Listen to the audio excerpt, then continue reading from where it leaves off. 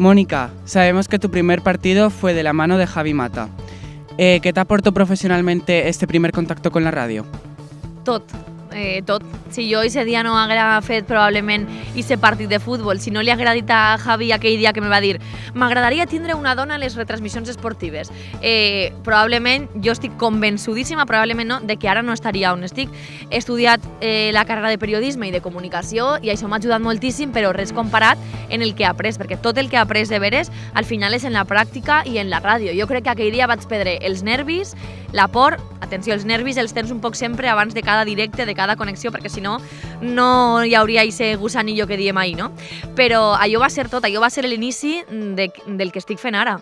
Gràcies a aquest moment estic on estic. Al llegar a Radio Villarreal, Javi Mata solo contaba con personal masculino.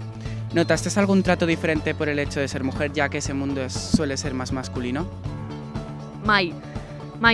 He de dir que sempre he tingut un tracte ni millor ni pitjor, sinó igual. Jo crec que això és el més important. A mi m'agradaria no estar així parlant de que sóc una dona en un món que habitualment era d'homes, perquè crec que ja no és així i perquè crec que algun dia ha de desaparèixer el dia de la dona, igual que no hi ha dia de l'home. Per tant, jo crec que és fonamental tindre clar que això, aquestes barreres que han hagut, cada volta han d'existir menys o borrar-se absolutament. Jo, per sort, sí que és de veres que vaig entrar aprofitant aquesta figura de dir sí que volia una dona, per tant ahir podrem parlar no de masclisme, però al revés, no? Jo crec que ahir aprofitaríem en dir que ell volia una dona perquè en aquest moment hi havia poques i volia començar a fer algo que no existia fins al moment, que per desgràcia era que no hi havia quasi dones. Recorde que era abans del Mundial de 2010, que va ser la primera xica que, jo no sé si recordeu a Sara Carbonero, que va ser la primera dona que va parlar un poc de futbol en la tele, a banda de Maria Escario, me referís a un nivell més fort, no? En el Mundial, i en aquest moment jo recordo que molts em diuen la Sara Carbonero de Villarreal, no?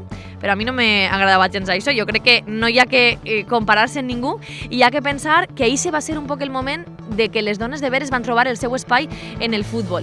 I per el que me dies, jo estic superagraïda i tracte diferencial mai, al revés. Jo tinc la sort de que treballen companys que podrien ser molts els meus pares, els meus tios per edat, sempre han sigut molt més majors que jo, a més, i a part de l'edat també que eren homes, però és que mai ho he trobat i és més, estic agraïdíssima al tracte que he tingut sempre de la seva part. No és que he sigut una més, és que m'han tractat millor que qualsevol company.